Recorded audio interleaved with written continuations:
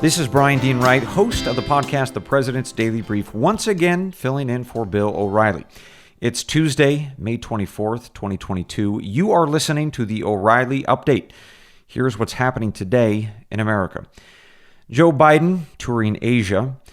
Most voters say that American society is in a state of decay. Many children now experience eco-anxiety over the state of the planet. And economists are ranking the hottest housing markets in the country. Also coming up, the message of the day. But first, the president meeting with world leaders in Asia, stopping in South Korea and Japan before returning to the United States. Biden, speaking with reporters in Tokyo, was asked to comment on record high gas prices back home. Said the president, quote, "We're going through an incredible transition. When this is over, we'll be less reliant on fossil fuels." Meanwhile, according to economists, the average American has $9,000 less than they had 1 year ago. A poll from the Trafalgar Group showing a vast majority of adults believe that American culture is in serious trouble. 77% say that our society is now in a state of decay. Just 10% think we're living in a state of progress. 13% of us, well, we're just a little unsure. According to respondents, the biggest challenges facing the U.S. include cancel culture, COVID, political polarization, and race relations. A new study revealing most children experience eco-anxiety on a daily basis. According to the British Medical Journal, 80% of young folks between the ages of 8 and 16 say that climate change causes extreme frustration for them and depression. Another 20% experience reoccurring nightmares about the destruction of the planet. The study also finding that a quarter of millennials take the climate into account when starting their families. Real estate experts ranking the hottest housing markets in America heading into the summer. Nearly all can be found in red states. Top 5 include Charlotte, North Carolina, San Antonio, Texas, I love that town, Raleigh, North Carolina, Jacksonville, Florida, and the number 1 in 2022 is Tampa. Home prices there are up 25% compared to 2019. First-time buyers say that the housing boom is due to warm weather, higher paying jobs, and thank God, fewer COVID restrictions. The message, moments away. You heard me talk about anxiety just now. We're going to talk about when it's actually a good thing and some words of wisdom on how to manage it, shared with me by one of our nation's toughest warriors. Supply chain issues have been a catalyst to bring high-tech manufacturing back to the USA. My tech guy, the founder of Brownstone Research, calls it the Great Recalibration and discusses it in his new newsletter, Near Future Report. For 35 years, Jeff Brown has helped his subscribers safely navigate volatile times to preserve and grow wealth.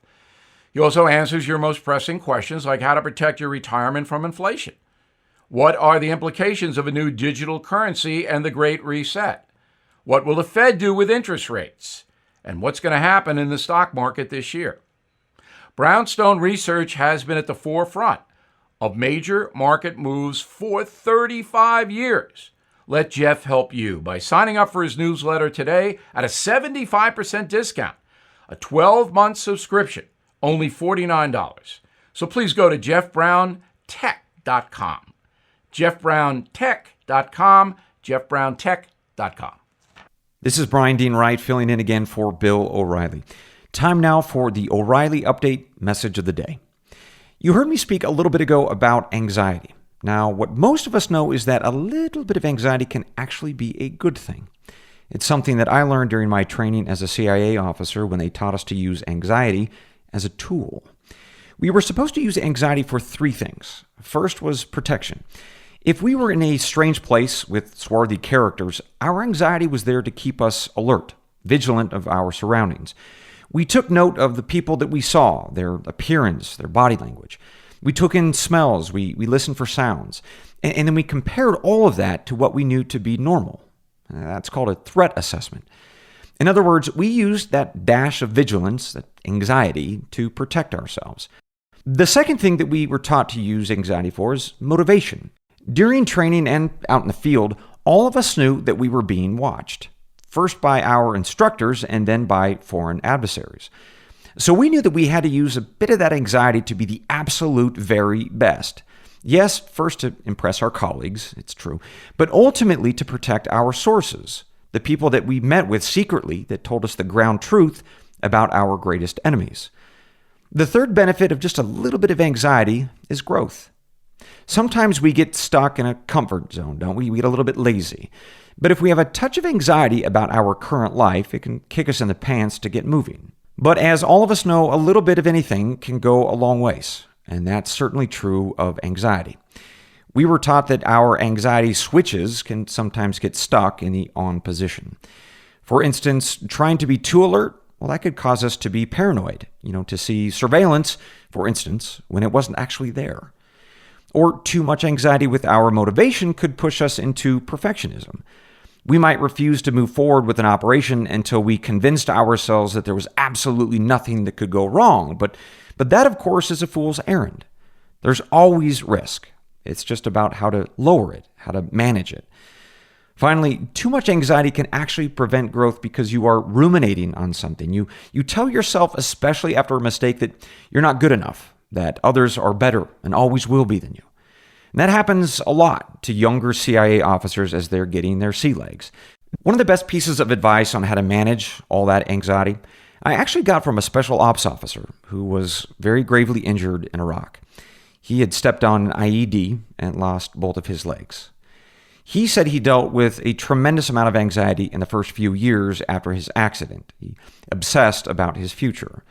He stewed on all the things that could go wrong, that might happen. Like, what if there were a fire in his house at night and his prosthetic legs were too far away or too cumbersome to quickly put on? He'd then be stuck in his burning house. He had 1,000 scenarios that ran through his head, and it caused him tremendous, debilitating anxiety. And then he said that he realized through reflection and therapy that he doesn't have much control over tomorrow. Yes, he should plan for things, he said, to protect himself, to keep motivated, to keep growing as a man, as a husband, and as a friend. But for him, he had to focus on today. He couldn't dwell on yesterday, like stepping on that IED and how life could have been different if only he hadn't. And then he couldn't obsess about tomorrow either, all the things that might go wrong, because ultimately tomorrow's worries were out of his hands. Because for him, those worries about tomorrow were all up to God. The O'Reilly Update will return in a moment with something that you might not know. Inflation at its highest level in 40 years, interest rates rising, and a recession may loom. Our retirement accounts are in real danger, no doubt about it. If you want to protect your future, please do what I did. Call the only precious metal dealers I trust, American Hartford Gold. They can show you how to protect your savings and retirement accounts by diversifying your portfolio with physical gold and silver.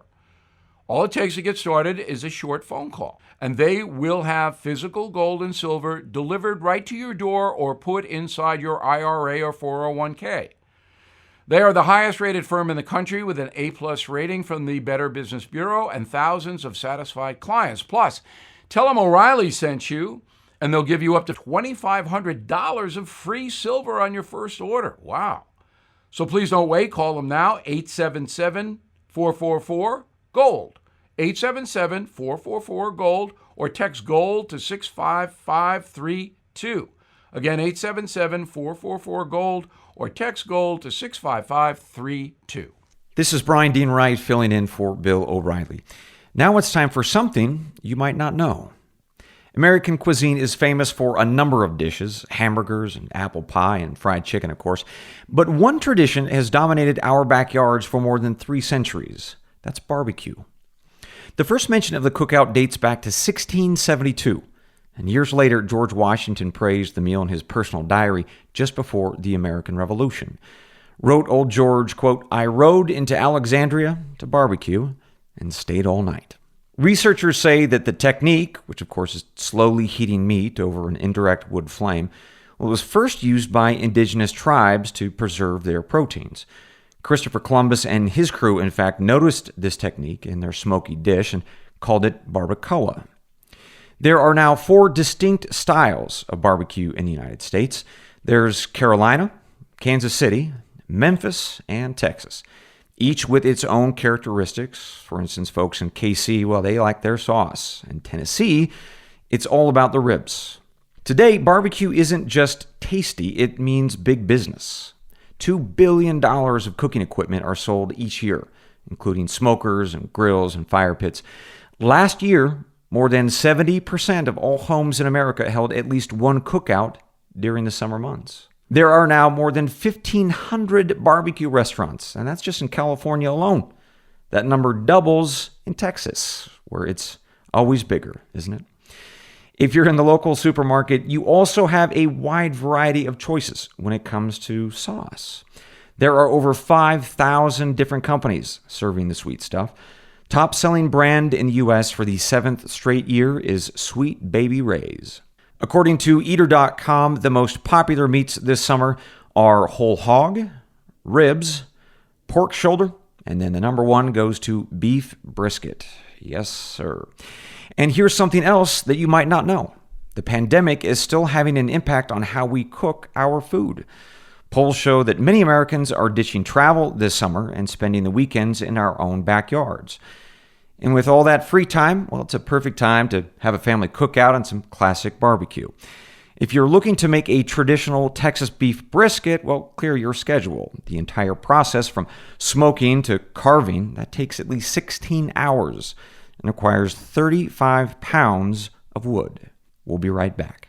This is a special alert to all Americans who own a vehicle with less than 200,000 miles with an auto warranty about to expire or with no warranty coverage at all. Due to a decline in the economy, CarShield is announcing a low-cost month-to-month vehicle protection plan that is now available to the public to save any driver out-of-pocket expenses on future auto repairs. Call now to find out how you can pay almost nothing for covered auto repairs. Yes, you heard that correctly. Pay almost nothing for covered auto repairs. An open phone line has been established for all drivers to call for a free quick quote. Call 800-925-7584 now. Drivers who are covered will not have to pay for covered repairs again. This protection plan is at an all-time low. Additionally, drivers who activate this vehicle protection today will also receive free roadside assistance, free towing, and car rental options at no additional cost. Call us for your free quick quote today. 800-925-7584. That's 800-925-7584. What do you have to lose? Call 800-925-7584. Again, 800-925-7584.